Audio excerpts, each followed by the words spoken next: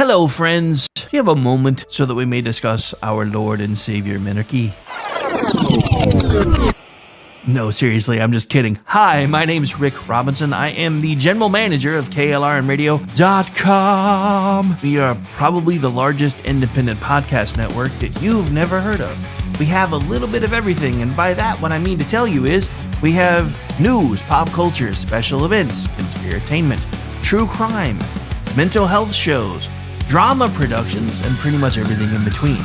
So if you're looking for a new podcast home to grab a little bit of everything that you love all in one place, come check us out. You can find us on X under @KLRNradio. You can find us on our Rumble and our YouTube channels under the same names. You can also find us at KLRNradio.com and pretty much every podcast catcher known to man. So again, feel free to come check us out anytime you like at KLRN. You are listening to KLRN Radio, where liberty and reason still reign.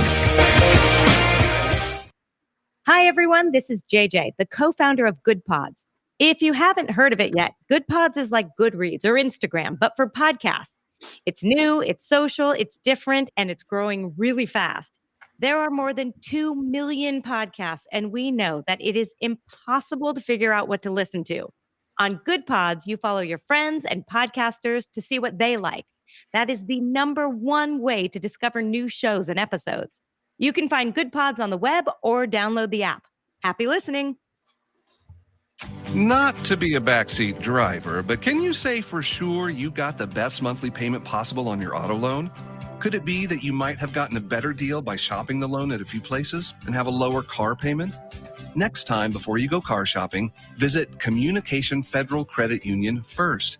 Our auto loan experts will find you a perfect loan and get you the lowest monthly payment we can. Communication Federal, your auto loan experts. Restrictions apply. Federally insured by NCUA.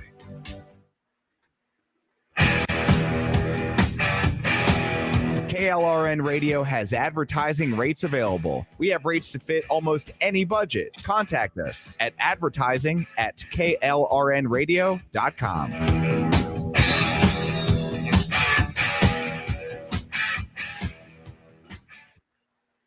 The following program contains coarse language and adult themes. Listener discretion is advised.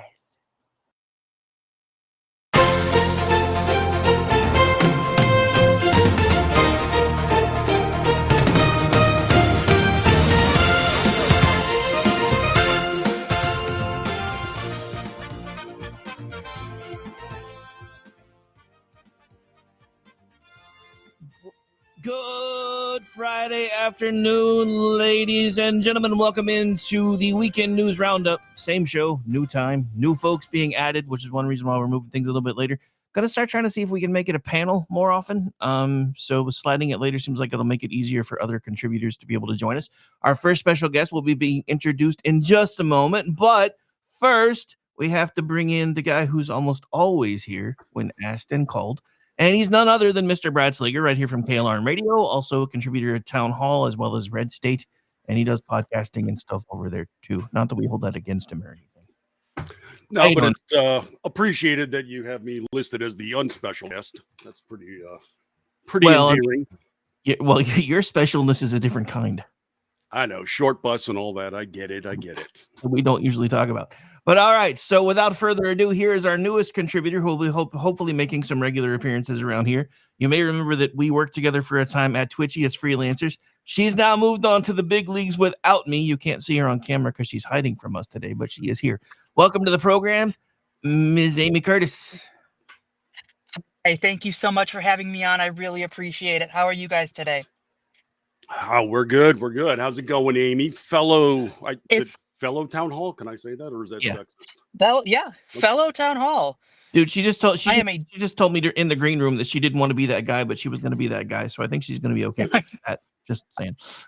Not judging how you self-identify. That's perfectly okay. Yep, we are a judgment-free zone, much like Planet Fitness. That's a different kind of judgment, though. Yes, that is. They kicked me out for pointing. Well, it was what you were pointing with that was the problem, I think. Okay, all right. It's only 3:00. Mm-hmm. I wasn't going to say it, but I'm glad you did. I take all low shots when available. It's just how I roll. Anyway, all right. So let's go ahead and get started. Of course, we kind of got to start with the news du jour for the last 31 days. Of course, we're in the middle of a government shutdown. The Democrats want to blame the Republicans. The Republicans are rightly blaming the 7 Democrats in the Senate that won't come to the table and vote with them that can push this thing over the finish line. And to top it all off, since Amy's new, I'm going to let her take the lead because you just wrote about this. Now there are judges that are ordering the administration to immediately fund food stamps that they can't do. So let's start there. Right. This news story broke literally less than an hour ago. 2 federal judges, including, and I'm gonna butcher her name, and I apologize, Judge Indira Talwani, and that name might sound familiar to listeners. And I'll explain why in a second. They have both ruled that the Trump administration must dip into the contingency fund to continue funding SNAP, the Supplemental Nutrition Program. And if they don't have enough money in the contingency fund, must find money somewhere else. If you recall, Judge Talwani is the judge. Yeah, it's absurd on its face. Judge Talwani is the same judge who ruled that Congress could not block funding to Planned Parenthood, even though spending rests solely with Congress and not some judge in Massachusetts. The Trump administration, from what I have read, plans to appeal this decision, which is the right move. It is my understanding they can't legally access these contingency funds without authorization from Congress. And yet a judge said, go ahead and do it anyway. What do the laws mean? What does the Constitution mean? Anything they can to stick it to Trump and make Trump look bad seems to be the modus operandi of a significant portion of the judiciary these days. So before I get Brad's take on this, I'm just going to say this again and go on record on this show specifically. I have been saying ever since Trump was sworn in the second time that it's time to completely nuke the filibuster and do everything the Democrats keep telling us they're going to do when they get a turn, and then put it back, and then dare them to do it on their own if they want to try to do it again. Should they ever get a turn? Because with as disorganized as they are right now, I don't know if they're ever going to be in leadership again. And I'm completely fine with that. I did not know it was possible, because it's a Senate rule, I guess that makes sense, that they could nuke the filibuster, do everything they want to do, and then put the filibuster back in place, and then, sort of play chicken with the Democrats to do that. Because I would come down on the side of, it worked to our benefit, but we saw what happened when Harry Reid nuked the filibuster in 2013 for judicial appointments. Republicans took power in 2017, said, nope, we're going to use this for Supreme Court justices as well. And that's how we got the 6-3 majority that the Democrats keep complaining about every day. So I'm not far yet, only because I don't think that the Republicans have the spine to do what they would need to do and pass everything and then put the filibuster back in place. If they were to do that, I come down on the side of all bets are off at this point. It's very clear the Democrats have been overtaken by the radicals, have no intention of moderating anytime soon. Let's call it bluff and play the game by their rules. I mean, that's pretty much where I am. I don't think I've ever asked Brad where he falls down on this, so I'll give him the chance to respond first about the food stamp article and then move into the topic that I just opened the box on. Well, the whole food stamp issue is hilarious. If you don't have the money, go find it. I mean, I wish that these are the people, they just got done protesting no kings, and yet you got a judge acting like one. I mean, what the hell is this logic or lack thereof? But this week, they were passing a supplemental bill, since the Democrats don't want to open the government, to at least open up spending in November for SNAP. And the Democrats shot that down, and then they came back with their own bill to effectively fund SNAP, which makes no damn sense because the House already pushed it through. Just vote for the one that's there, you idiots. But they can't have anything go the Republicans' way, so they have to defy everything. There's the logic of it all. But I mean, this is, as far as the filibuster, I'm against it, because it's something that is going to be wielded by either side in the future, and it's a bad idea. But this is, the Democrat Party wants this to happen because, one, they're going to demonize the GOP for doing it, and two, they already got their narrative in place that this is racist, Bull Connor, usage of the Senate somehow, even though they said this in the first Trump administration, but they were totally cool with it during the Biden administration. Yeah. And so they were perfectly content to use the so-called racist filibuster when they were in the minority. Well, of course they are. Oh, absolutely. Of course they are, because they're glaring hypocrites. And like you said, the Democrats have been goading the Republicans into nuking the filibuster for this entire shutdown because that's what they want, which is why I still come down on the side of do not nuke the filibuster. It's not racist. It's a very valuable tool. I don't like the fact we have been shut down for 31 days. It is actually impacting people I know and care about very deeply. But I also recognize who is responsible for keeping the government shut down this long, and that's the Democratic Party. No, absolutely. I mean, there was a congressman last night that was just trying to push this on the GOP, and I just had to throw it in his face and say, "How did you vote this week?" And brought it up and then found the article that said only 3 Democrats voted to open the government. He wasn't on that short list, curiously enough. Yeah, go figure. Dude, I'm not surprised at all. the repeated surprise for me, and I know I say this a lot, and I almost take back every time I called him Uncle Festerman, has been John Fetterman, because it's weird that the dude that had a stroke and for a while everybody was afraid was more of a vegetable than Joe Biden is the only Democrat currently making any sense. Am I the only one that did not have that on a bingo card? I didn't. No, you did not. I had very significant concerns about John Fetterman, and I take them all back. I thought he was going to be a puppet. I thought he wasn't going to be able to function. Just given the severity of his stroke that he had before he took office. He is the last sane Democrat. And I'm actually kind of grown fond and protective of him, which I know sounds odd coming from me, especially if you followed me on social media. But we need more Democrats like him and fewer Democrats like pretty much everyone else. And I have made up my mind, if the Democrats are going to try to oust him at the next election, I am going to donate to his primary campaign, if not his general election campaign, depending on who his opponent is. I won't go against the Republican, but I will throw in for Fetterman against any other Democrat out there right now. Yeah, I mean, I don't live anywhere in that area, so I don't know if I'll be throwing any money at it, but I'll definitely find a way to try to support him because, as far as Democrats go, like I said, he's basically the last same one we have left, apparently. Well, let's also, yes, he is. He temper is a that voice of just reason. a little bit. He kind of, he makes sense on certain issues, but he still votes, primarily Democrat. Let's face it. I think 85-90% of the time it's party specific. But when it comes to, opening the government and Israel, he pretty much is sounding like a logical individual, which is rare to find in the emotion-driven Democrat Party. So, yeah, he's been refreshingly sober, it seems like, regarding his mental condition. I got to give him some credit. Absolutely. But they just, this entire shutdown is nothing but a PR campaign for the Democrats. And they've been saying it this week a couple of times. They said, people are starving. We have to leverage that. They're starving because of you. And the mentality pretty much is, this is a sacrifice we're willing for you to make on our behalf. It's just absolutely cynical. Yeah, but that is, and I've said this before, it is, but that is exactly how they govern when the government isn't shut down. They enact these policies that make people suffer, then they come in to save, air quotes, people from their own policies and pretend like they had nothing to do with it. We see it playing out with Obamacare. Democrats rammed that through, promising savings, promising affordable insurance. And now we have, as someone who's worked as a nurse, insurance isn't good, healthcare isn't good, and it's that much more expensive. So excellent work, Democrats. That's how they govern all the time. They make us suffer, and then they come in to save us.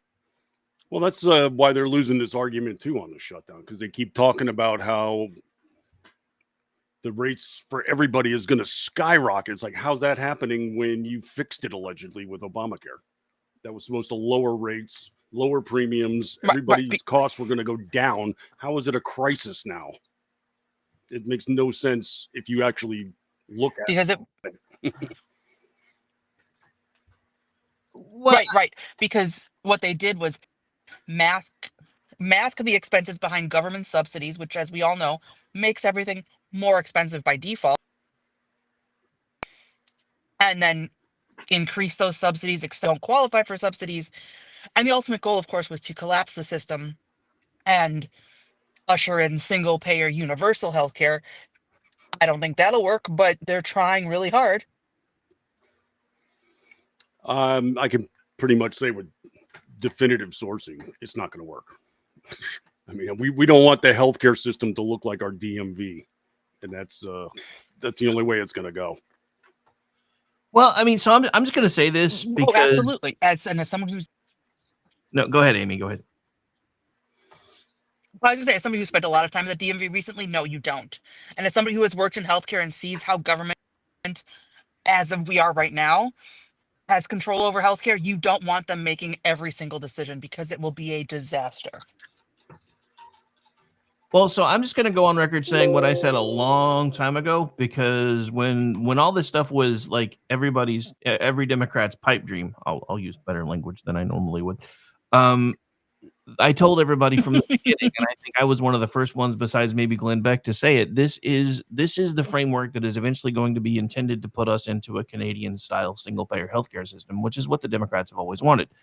And the thing that you need to keep in mind, especially looking at recent history with Democrats, is if you want to know what a bill is actually going to do if it gets signed into a law, look at the name they give it and expect the exact opposite. And that's been going on for a long time, including with this. This has never been affordable. Does anybody remember when Obama said, if you like your doctor, you get to keep your doctor? Or let's go with, this is going to save the average American family $4,000 a year on healthcare coverage.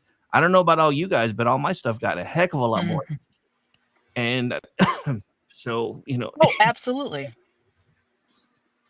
No, it was a complete mess. And I mean, I knew people that had long-standing doctors that were just lost, that people that had serious maladies with specialists taking care of them and they no longer had them. And it was across the board, that kind of crap went on. So I'm absolutely against any kind of government involvement. I mean, the whole reason we've got exploding premiums now is because they do not allow insurance companies to compete across state lines. And I've yet to ever have somebody explain why that's a logical policy. Well, right. And that's just it. It's not a logical policy. Yeah, it's not. But just putting this out there to you and the listeners, how many of you off the top of your head know how much it costs to go see your primary care physician for a routine visit? I don't. And I'm guessing nobody else does, because all of those costs are hidden behind insurance. And once we make that transparent, we stop using insurance for things like routine doctor visits and go back to what insurance should be, a coverage against catastrophe, the prices in the market would come down. There's a reason why I go to the store, I have homeowners insurance, I go and buy a gallon of paint to repaint my kitchen. It's $50 for a gallon of paint and not $500, because my homeowners insurance doesn't mask the cost of that paint. It's the same logic that should apply to healthcare. No, will you're it? exactly right. Probably not, but I mean, so there are two things that would, and I think you guys have already kind of touched on both of them, but just to make sure that everybody's following along, there are two things that would almost immediately change how our healthcare system works. One is upfront pricing. One of the things that I found the most interesting is if you live somewhere where you're in a hospital-rich environment and you Google them, you can find averages of their pricing for different procedures, and you will find hospitals that charge vastly different amounts of money for the same procedures. And two, allowing insurance companies, if we're going to keep them, because I still think they're a huge part of the problem, to actually compete across state lines would be two of the quickest fixes that we could do to bring everybody's healthcare under control and make it better. But I think the part that folks other than us aren't keeping in the back of our minds is they really don't want our programs to work. I have said this, I don't know how many times. If our government actually did its job and fixed what was broken, they would put themselves not to the point of being obsolete, but a slightly more fancy word known as obsolescence, which is nearly useless. And they know that. So if they actually took the time to fix everything that was broken, it would just, that we wouldn't need them anymore. And the less we need them, the less power they have. And that's up until Donald Trump came on the scene in recent years, that's all anybody cared about. And that's why everybody was so ticked off about the Uniparty idea when the Tea Party came on the scene. And now you see some of even the biggest members of the Tea Party movement when I first came on the scene, like Bill Kristol, who just endorsed a communist. I mean, you want to talk about people that have lost their way, and it's everywhere.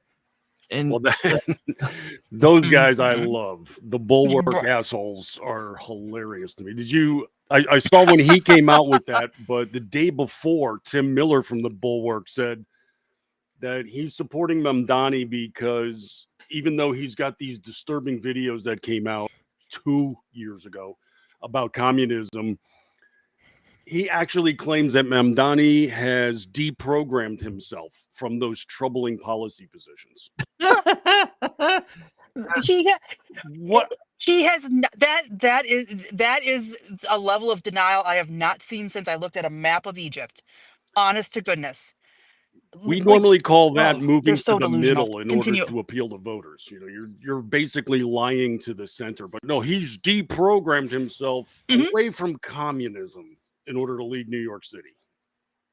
What the hell are you smoking? He has dude? not, Yeah. and no, he has not, and I will tell you why he has not, because the Democratic Socialists of America have said Mamdani is a trial balloon. They are going to use the Democratic Party, much like the cordyceps virus or fungus uses ants, to spread and propagate communism, socialism in America. They will use the Democratic Party platform, the name of the Democratic Party, push guys like Mamdani, enact socialism. I've been to New York once. I loved New York. I know what is happening. It is the train wreck I can see coming a mile away. And the voters of New York seem completely happy to stay on board that train before the mountain in front of them. And in fairness, a scumbag. He killed thousands and thousands of seniors during COVID. I get why I would have a hard time pulling the lever for him. Curtis Sliwa, I appreciate what he's done for New York. I appreciate what he's doing, but he is a quixotic candidate in this race. And realistically, the numbers were never there for him. But it's just insane. And for the Bulwark, especially Bill Kristol, to come out and say, I'm voting for Mamdani. All Donald Trump did was give guys like that the excuse they needed to reveal who they really are, and that's Democrats. And when Mamdani destroys New York, Kristol and Miller are all going to wash their hands of it and say, how were we supposed to know? He was deprogrammed. We didn't think this would happen. I don't even Okay. so. I mean, Okay. granted, I guarantee you they don't read the kind of publications that you guys write for anymore. But I'm looking at another one of Amy's stories of what he plans to do with businesses that even operate outside of New York City, and I'm like, how could you possibly think this guy's been deprogrammed? Yeah. Well, I mean, he's came out Yeah, when he first started his campaigning. plan. He was saying that he wants to get public housing Mhm. and make them into communes. I'm sorry, what's the root form of communism? Yes. You know, and Commune? he's there right there saying it, Commune. Right, exactly. and then the Exactly. media has to deny it because they're protecting. No, It's like, no, well, right. he didn't mean that. Right. One of his top staffers wants to abolish private property, take all of private property and repurpose it for the common good. And yeah, that piece I wrote about Mamdani, his plan is to tax businesses whether or not they are located in New York. Now, I looked into New York law as I wrote about, and if you do enough business in New York City, you have to collect a sales tax. It gets a little more dicey on a corporate tax, but New York still can levy corporate taxes. That has to go through, my understanding is the state legislature and not the mayor of New York. This guy thinks he has way more power than he does. But he also seems to imply you're a mom and pop store that leaves New York and goes to, as he says, Miami for a better business climate. He is still going to try to tax you for leaving New York, even if you don't do business in New York. It is basically an exit tax, and I believe unconstitutional. Well, Gavin But Newsom tried that in when have the California. communists ever cared about the Constitution or the rule of law? Yeah, no, I mean, Of course he did. Yes, he did. And how did that work out for Gavin?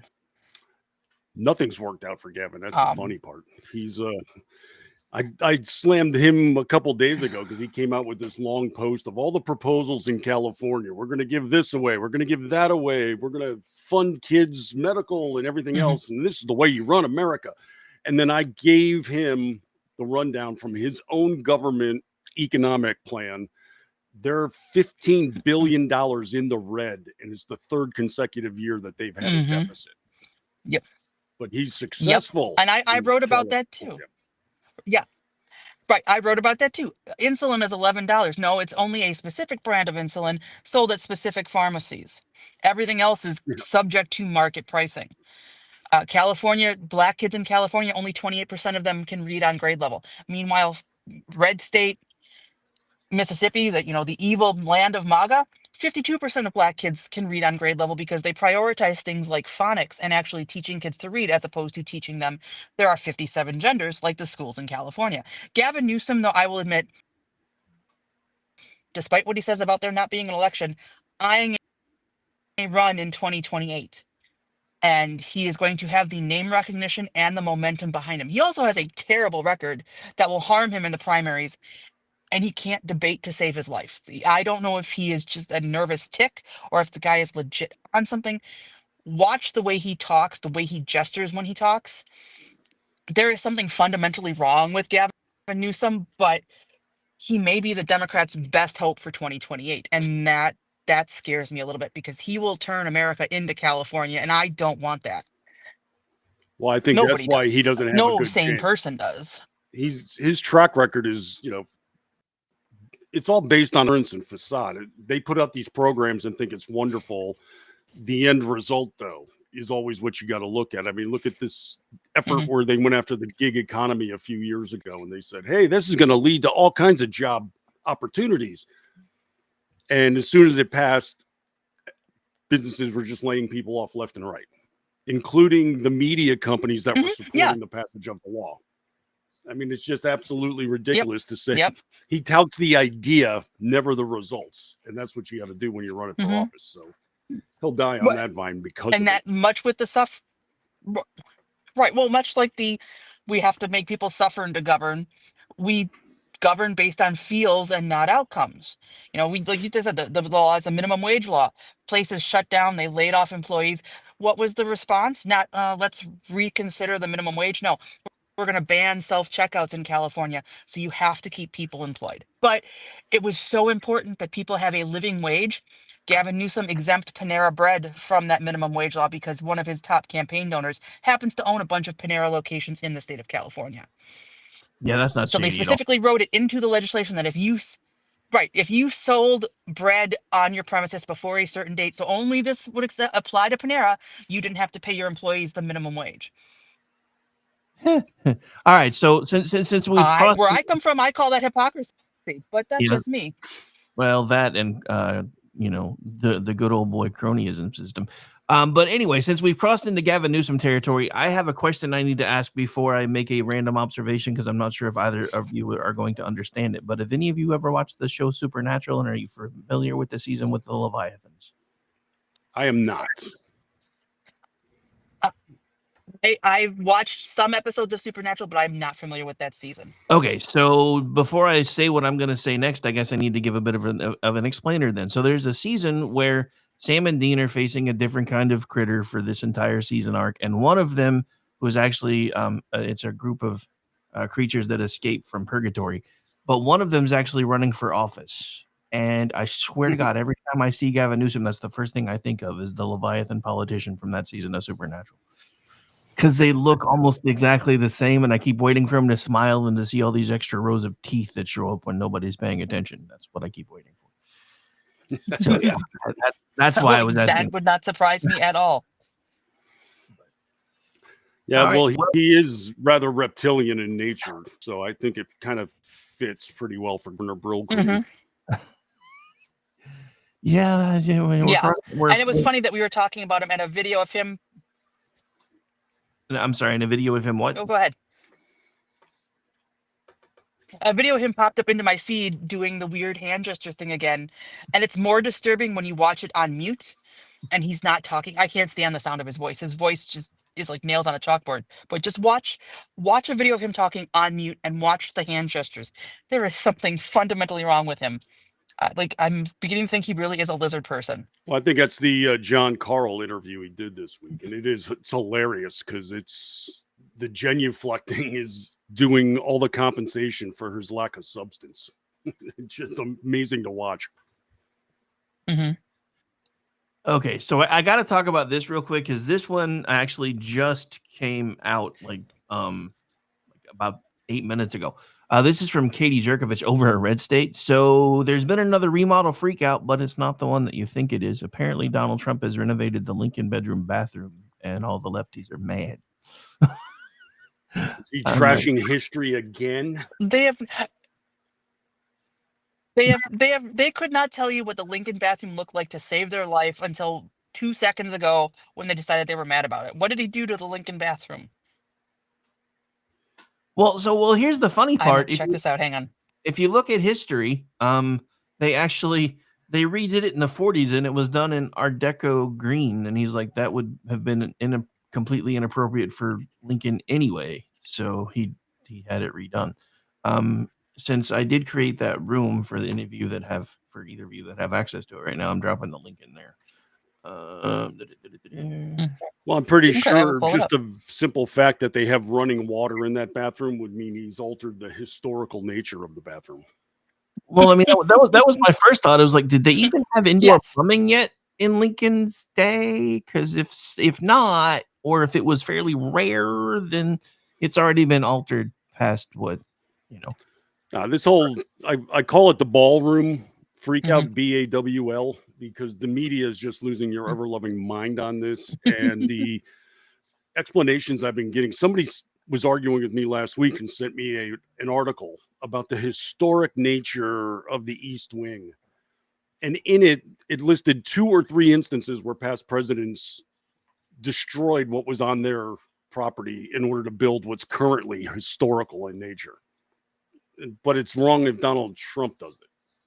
I see. I mean, how many times it started out as like a covered deck, and then they demolished that to put in a permanent structure, and then they demolished that permanent structure to install the East Wing as we know it today. So when Donald Trump demolishes to make it bigger, I mean, he's taking an entertainment space, leveling it to make a bigger entertainment space, and they're losing their mind about it, which cracks me up. Somebody the other day in a building that they had a picture of the celebrities were showing up for some event, and it was like, look at the majestic East Wing that's now gone. And someone pointed out they have to walk through that to go outside and have a party in a tent. That's your picture. Well, so 2 points here. First of all, the East Wing was added to the White House to hide the bunker. For God's sake, for everybody, Right. This is such a historic. No, it wasn't. It was added as cover. But the other thing that I find in my other take, as far as how Brad is using his double entendre for ball, I have another one. I find it interesting that the party that loves mom jeans is complaining about ballroom. That's all I'm saying. See what you did there. Anyway. that was clever. I looked at the pictures. I think the ballroom, it looks very nice. He's very dated. I like the marble. The gold fixtures work. I don't understand. Well, because they're freaking out because it's Trump. As I have repeatedly said, Trump could come out tomorrow and say, I have cured cancer, and the Democrats would call oncologists before Congress to tell their sob story about how Donald Trump put them out of a job. No, So, well, I mean, you just can't live with them. You just got to keep governing. I have a very similar stance, but on something even more stupid, just to drive the point home. He could come out and tell everybody in America that oxygen is good for you, and all the Democrats would hold their breath until they passed out. Right, absolutely. All the pregnant women with the Tylenol thing. I am not going to say one way or the other if Tylenol causes autism. I don't know. We need studies on it. But I do know from my nursing experience, too much Tylenol can mess up your liver, even in a healthy person. Yet these women I'm going to take Tylenol to stick it to Donald Trump. There is no politician I hate enough that I am going to hurt my body to try to prove a point to them. And not even Gavin Newsom. That scares me the most is the number of people that are just. I mean, I know we all joke about Trump derangement syndrome, and we talk about it, but it is obviously some sort of a thing if you're going to be willing to potentially kill your liver to prove a point. Well, this is just par for the course, though. I mean, all we ever see is Trump proposing something. It's automatically wrong, despite the people telling him it's wrong, previously supported the very position. I see it all the time in the media and from Democrats. and they're so default anymore. They make my job so easy at town hall. I mean, ABC News, I'm just lighting up all this week. They started out by saying Donald Trump is going to name the ballroom after himself, blaring headlines. First two paragraphs of the article is Donald Trump saying, I have absolutely no intention of doing that. I have no idea what I'm going to do with it, but I'm not naming it after me. Same article. And now today they come out after saying there's not a single illegal alien getting SNAP benefits. It's illegal. They can't access them. And today they have the article out that tomorrow, when SNAP benefits go expired, 90,000 illegals are going to lose access to SNAP benefits. I have a question. I thought that's that whole impossible thing happening again. Like we keep saying, remember they keep telling us it's impossible for illegals to register to vote in national elections, yet we keep finding more and more little trickles of information here and there where they have done exactly that, and they even have found like 2,500 in Texas voted last election. Yep. Oops.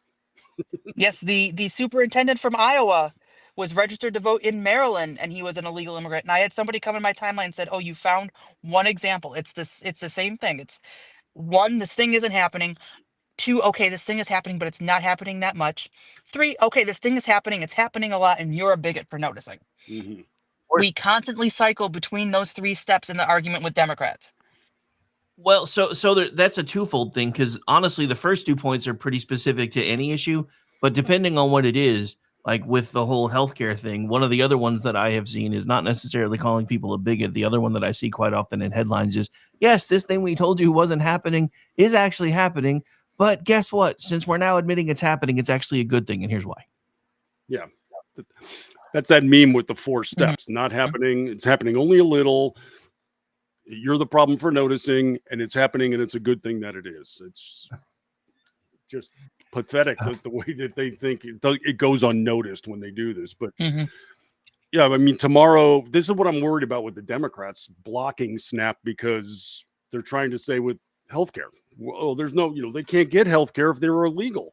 Well, then why are you fighting to give it to them?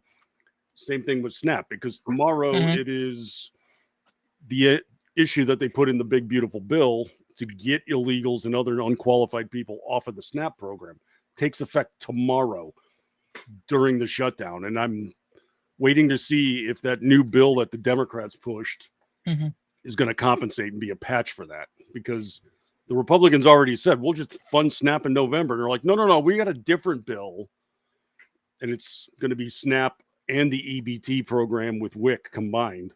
And I think that's where they're getting a loophole so that they can keep the illegals on the dole. Oh, I'm sure. That's probably why. I think that one already got voted. Absolutely.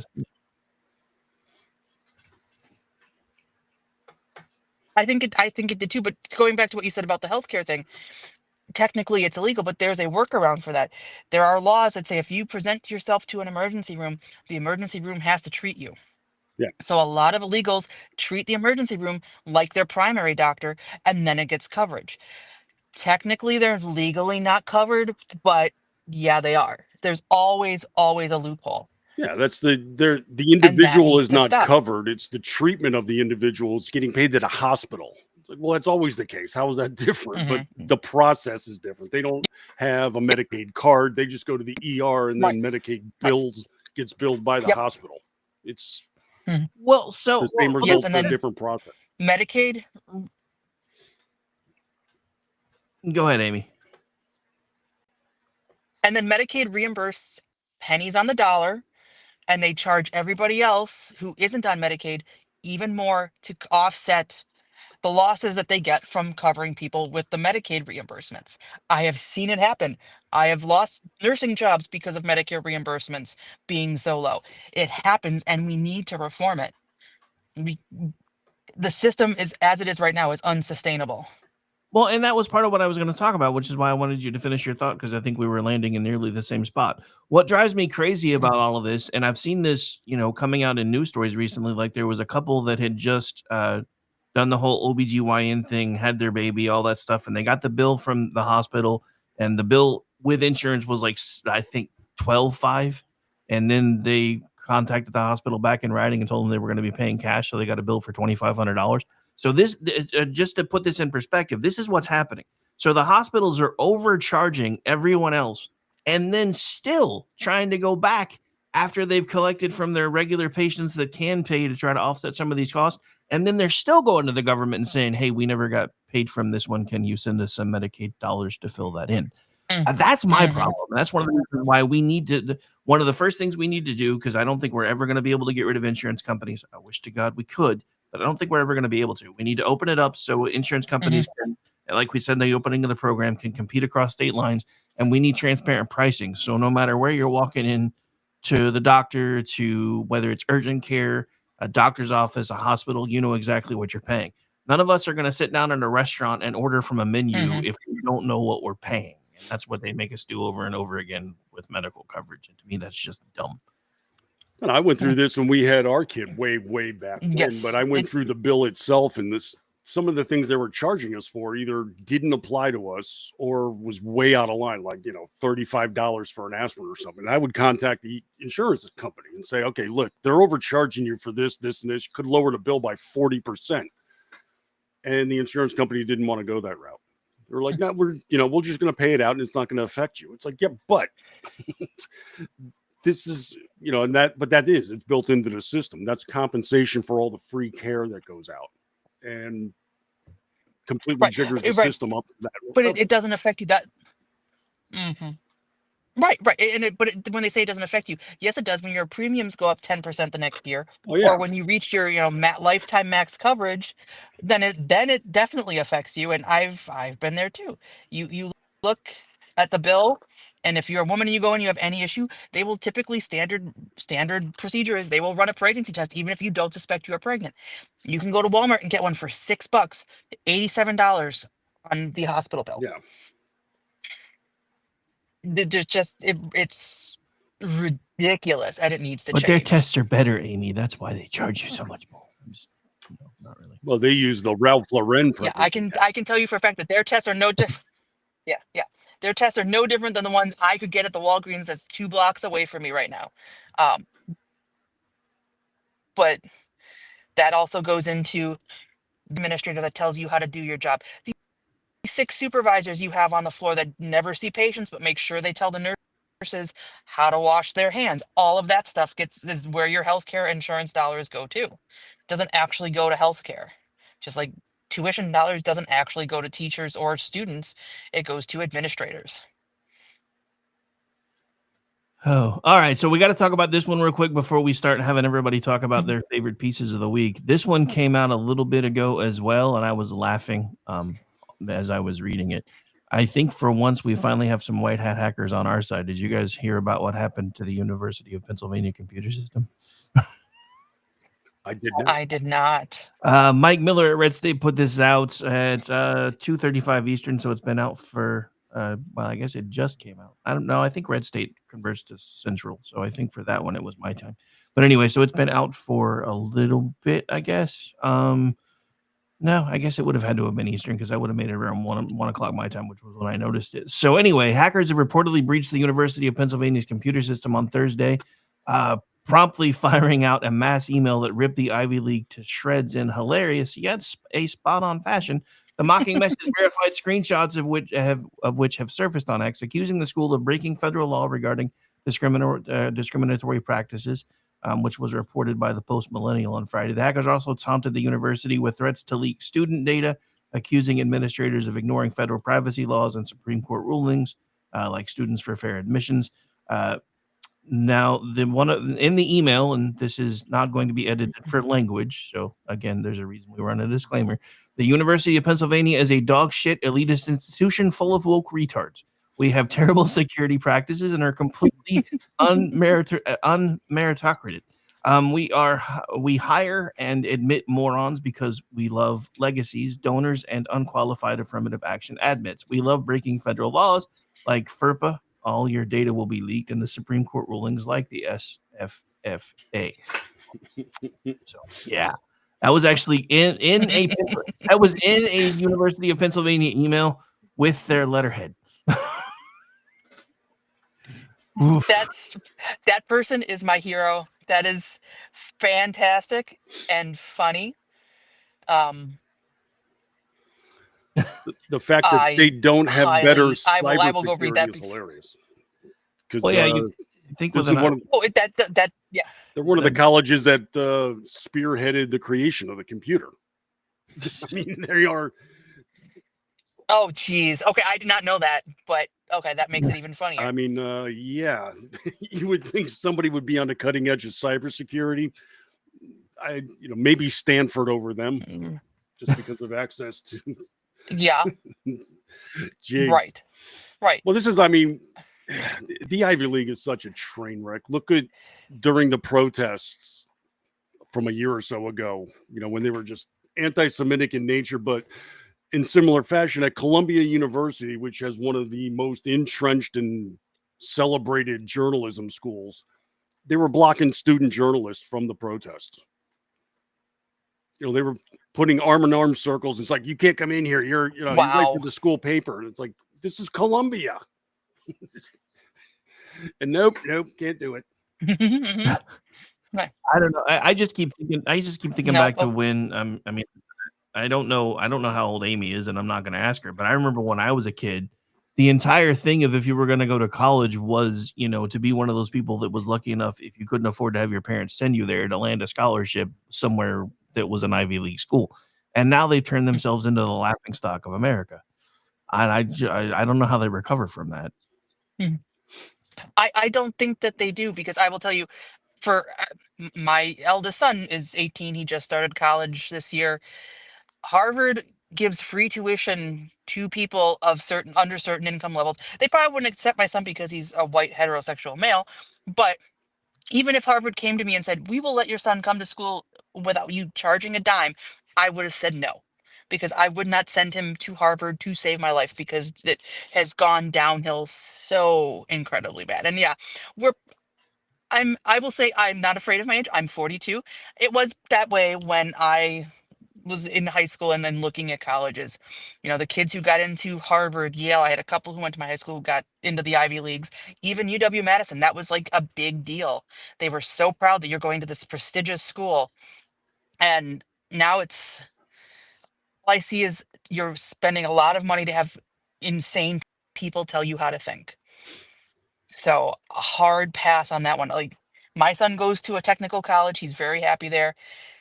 His grants, not loans, grants more than cover the tuition, and he will be done in 2.5 years with a degree that he can then turn into a lifelong sustaining career. Be more proud of him. He's smarter than his mother, who has a degree, a master's in English, and wasted 20 years of her life before she actually got to use it. No, it's all the Ivy League schools, and I don't think they can come back from it, because it would require a complete upheaval of everything in the school, root and branch, every staff member, every professor. It's just not going to happen. They are entrenched into left-wing indoctrination, and that just isn't going to change anytime soon. Now, the Ivy League has completely discredited themselves. I mean, there's a reason anytime I write about David Hogg, I describe him as Harvard's pride. And you have the president of the school got busted repeatedly for plagiarism. And it's this kind of thing that gets a student kicked off of campus. If you're caught plagiarizing a paper, you're gone. Yes. But if you're the president of the school, you can do it nearly a dozen times, and they make excuses for it. It's just the pathetic mindset in it all.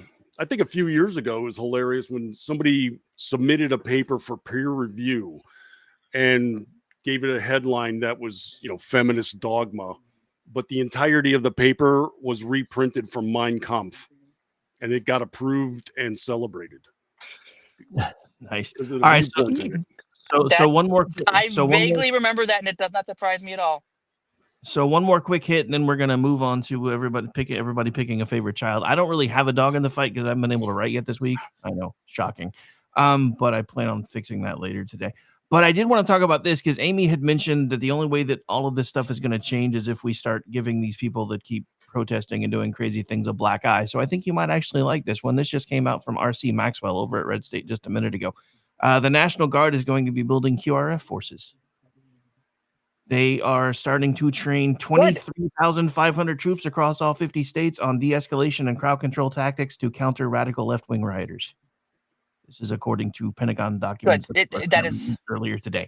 I don't know if it's that is insensitive long for me overdue. to I think say we were that's talking. target-rich environment.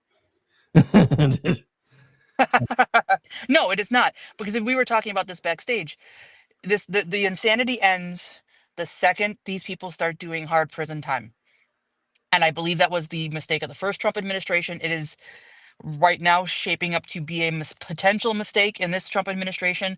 You have to use the law and crack down on these people. They need to be told that, you don't have a First Amendment right to block roads. You don't have a First Amendment right to burn down buildings. That is not protected speech. That is not free speech. That is a crime. Antifa, it's terrorism. The Trump administration needs to come down on them like a ton of bricks. So I absolutely applaud that. And once we get some semblance of justice and sanity restored, we will see these leftists go away, because everybody that's out there protesting is a paid foot soldier shill, but they even have a limit, and nobody is going to go to prison for 30 years because George Soros wrote them a check. Well, you would hope not, but I guess we may actually find this out for sure soon. All right, but believe it or not, we are down to Well, the that's last few true. minutes of the program. So moving on from here, this is normally, and when I asked Brad to do this the first time, I asked him to pick his favorite story, and he basically said, "That's like asking me to pick my favorite child, Rick." So that became the headline of the segment: "Choose your favorite child for the week." So we'll start with Brad since he's done this before. Well, the one that I'm still laughing about was when the Times of London had to take down their interview, quote unquote, with Bill de Blasio. This was a nicely evolving story. It first came up at Red State, and I was going to use it in my column and link to it, and then they took it down. I was like, "Oh, would we screw up?" Well, it wasn't us. Times of London pulled the article down because Bill de Blasio came out. I was like, "This is a complete lie. I never spoke to this guy. That's not my quote." And they wanted to know what happened. Well, they came out the next day and said, "We were duped by an imposter. He claimed to be the ex-mayor, and this guy lied to us."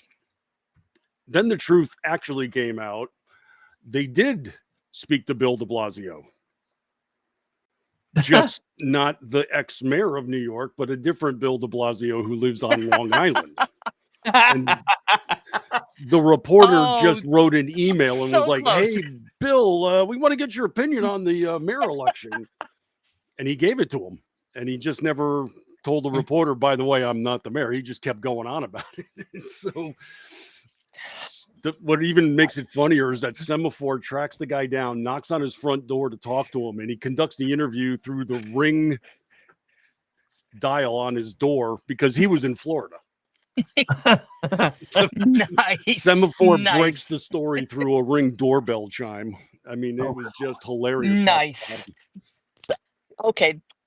That is fantastic. I love it. I absolutely love it. All right, and Amy, as far as you are concerned, is there a story that you've written this week that was your favorite one, or? Yeah, I wrote it this morning for Town Hall. Kamala Harris, who has not been having a banner week, month, year, sat down for an interview and said she thinks the voting age should be lowered to 16, which is ironic because during the campaign, she said 18 to 24-year-olds are stupid and shouldn't have this responsibility. Now she's saying, "Oh, no, we should let 16-year-olds vote because they're afraid they're going to be wiped out by climate change. They're afraid of having children." Like I said, if you go to my Town Hall column, and the stuff I do for you people, I had to sit and listen to this woman talk for, I think the video was like 2 minutes long, but I had to keep constantly rewinding it to make sure I could accurately transcribe the word salad. Wow. All I can say is we dodged a bullet because there's no critical thinking there. There's no depth of thought there. It's canned talking points and platitudes that she just repeats over and over again and contradicts herself. It's incredible to think that this woman was literally, given what we know about Biden and his health during his time in the Oval Office, we could have had this woman as president, and that terrifies me. But it actually was very, very funny. But my favorite part of the story was at the end of her comment, she says, "In politics, here's the hard truth about this. There are two centers of power that tend to influence how politicians think. groups that vote the most, and people who write the most checks. And I'm going to go every day with the people. You put the disclaimer up, so I'm just going to say it because my first reaction to this was, bitch, you spent $1.5 billion on your campaign in 107 days. You were endorsed by Oprah, Beyonce, Katy Perry, Taylor Swift, Julia Roberts, a slew of other very rich celebrities. You went with the people that wrote the checks, and they weren't enough to drag your sorry butt behind the finish line. So you This is cynical. All she wants to do is go ahead. No, I was going to say something just occurred to me, though. The exact amount of money that she lost is the exact amount of money the Democrats are currently trying to hold the country hostage for. I wonder if that's a coincidence. Oh, they're looking for 1.5 trillion in spending. Oh, that's She true. spent 1.5 billion, but trillion for them, not billion. But I guarantee you some of that's probably buried in there. But it absolutely would be, because they lost a ton of money on her failed candidacy. But for her to say, oh, I'm with the people and not the ones who write the checks, when we saw the celebrities that endorsed her, I actually laughed out loud, because there just is nothing that woman won't say if she doesn't think it'll expand her political career. And she also was the one who said, I'm not running anymore because the system is broken. That was Stephen Colbert in August. Yesterday, the day before, she said, oh yeah, I could consider running again for president in 2028. I really hope she does. Not gonna lie. Her campaign would have to be sponsored by Salad Shooter. That would probably be the best possible sponsor she could find. All right, we'll start with Amy, since she's the newest contributor around here. Where can folks find you? Because we're down to about 3 minutes. You can find me on X at Ranty Amy Curtis, where I've been for the past decade. I just realized I've been on X under that handle for 10 years. And you can find me over at townhall.com. Thank you so much for having me. I really had a good time, and we'll definitely do this again on a regular basis. That is perfectly acceptable with me. You've been a great addition. And yeah, Brad, you'll also see a message in the room that I just created. So I'm not going to go into that here, but if you know anybody else that we could start rotating in and out, that would be awesome too. Anyway, so Brad, where can folks find you? Also at Town Hall, over on the left side with the columnist. I got my daily media column available. Also on the front page of Red State, where I've got my twice weekly media podcast called Liable Sources. And right here at KLRN, of course. Thursday night, I'm going to be here with Paul Young from Screen Rant doing our bad movie rendition, and alternate Thursdays with Wordy Packard going over the business side of Hollywood on the Culture Shift. And Tuesday night is our fun show with Aggie Reek in the Cocktail Lounge, where we go through college sports, drinking, lighthearted news, and distractions from the political climate. And if you need more of me than that, and let's face it, you need more of me, go to Jitter. I'm at Martini Shark. All right, as far as me, I'm going to give you the short list, because otherwise I'll be talking until like 3:30. You can find me tonight hanging out with Aggie Reekin for He Said, She Said at 8:30 p.m. Eastern. You can find me tomorrow night for the final round of Cryptids month on Juxtaposition. We're rounding up Juxtober. I know it's technically the first tomorrow, but it was our regular night anyway, so we decided to end on a panel with the discussion. So we'll have a group of folks joining us for that tomorrow night at 10 p.m. Eastern. You can find me Sunday night, 10 p.m. Eastern, doing Kingdom and Country. You can find me Monday night, 10 p.m. Eastern, doing America Off the Rails.